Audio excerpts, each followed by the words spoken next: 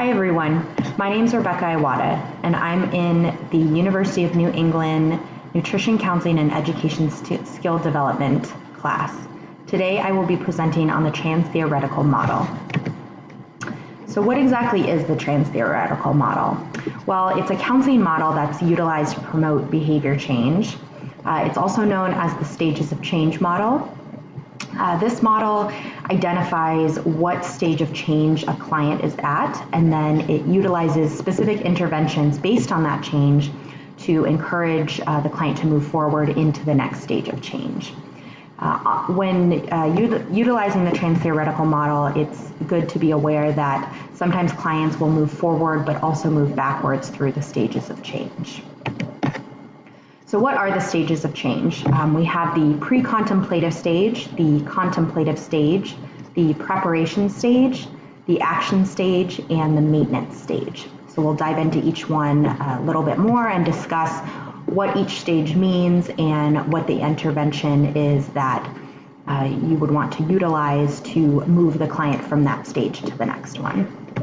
So starting with the pre-contemplative stage, the definition is this is where your client is completely unaware of a problem. Usually, so if we're talking about nutritional counseling, they're unaware that they need to make any sort of behavior change in terms of their diet, exercise, any sort of health intervention. So there's no desire to change there and they're completely unaware. So if they're in this stage but they're meeting with you, it's probably because their doctor said that they needed to, or maybe their family member is really worried and maybe they booked the appointment for them. In this point, as the professional, the intervention you'd want to use is you'd really want to just provide education. You'd want to be able to provide, the most up-to-date, accurate, academic information on what's going on in health and wellness today. Of course, whatever is relevant to that client specifically and why they're there. And you'd really want to be facilitating an open and honest environment and conversation at this point. You really want to build that trust with the client and make sure they understand that regardless of why they're there or what the goal is going to be, that they are not going to be judged, that they can speak openly and honestly about their emotions and feelings when it comes to their health. So the next stage is the contemplative stage. So at this point, the client does have some awareness of the problem. They're aware of it, but they're really just going back and forth and debating with themselves on why they should change, why they shouldn't. There's a really big lack of intrinsic motivation here. So again, the motivation is probably coming from an outside source, a family member, a friend, a doctor, even the media or someone else is telling them that they need to change. They don't actually have the reason to change identified within themselves. So at this point, the intervention that is really the most helpful is motivational interviewing. So motivational interviewing is an extremely helpful method. It's been used for quite a long time. It's not necessarily a tool or a strategy. You don't motivationally interview a client. It's not this kind of forceful intervention. It's really a guiding method. So you would work with a client to help them identify their intrinsic motivation to change. So the spirit of motivational interviewing is collaboration, evocation, and autonomy.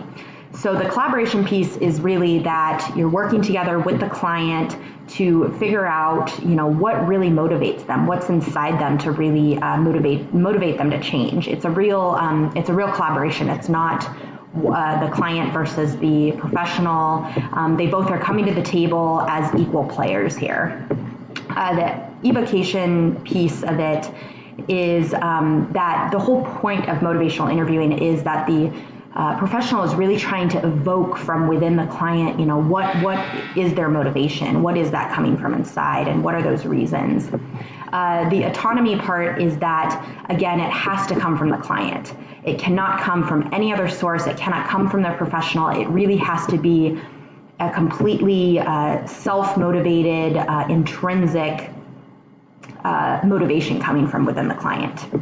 And when using motivational interviewing, you're really going to be utilizing or you're going to be wanting to use change talk.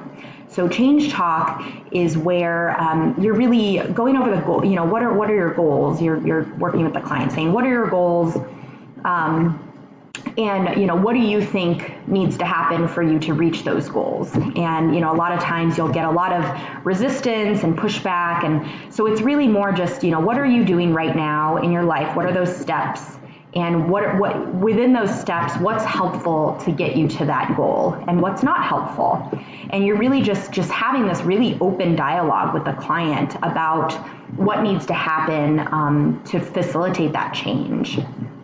The 4 guiding principles of motivational interviewing are resisting the writing reflex. So this is where, as a counselor, your innate feeling is going to be, I want to go in there, I want to tell the client exactly what they're doing wrong and tell them what they need to fix it.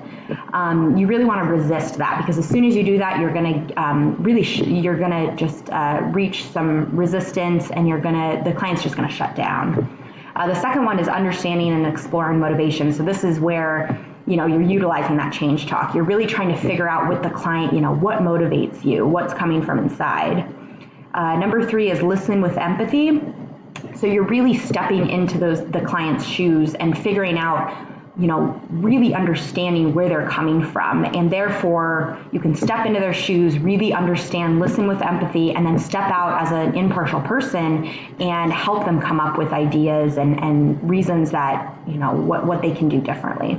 Number 4 is empower the client. So this is where, again, it has to come within the client. It has to be that intrinsic motivation. So you're really just encouraging and really helping the client see that they have the ability and they have complete control over their life. They have complete control over their actions. And so really empowering them, because a lot of times, when you're meeting with a client, they really feel like they're a victim to the world, they're a victim to their circumstances, and you really want to turn that around and show them that they're not, that they have the complete control, and within that control, they can build the life that they want, and they can do that by taking steps to change and get to their goals. So again, motivational interviewing is extremely helpful, especially when it comes to the Transtheoretical Model, to really move the client from that pre-contemplative and contemplative stage into the next stage. So that next stage is preparation. So the definition here is, you've identified that motivation, and the client is now ready to make a change. So they're coming up with a plan, they're coming up with ideas, little steps that they can do differently. So your job here is to really help the client do this, help them identify really small, attainable steps. You'll get the sense that they might be really excited and motivated and want to just tackle everything at once. So you really want to help them identify small things that they can do one at a time, so that they can really set themselves up for success. The next stage is action. So this is where they're actively taking steps, they're putting the plan into action, and your job as a professional is really to assist them, as they make these changes, help them make larger changes, help them set them up in situations where they're going to feel that reward, and you can move towards setting larger goals. So the final stage is the maintenance stage. So this is where the actions, the changes, all those things really just becomes the new normal for the client. They've reached this point where that is their normal new life now.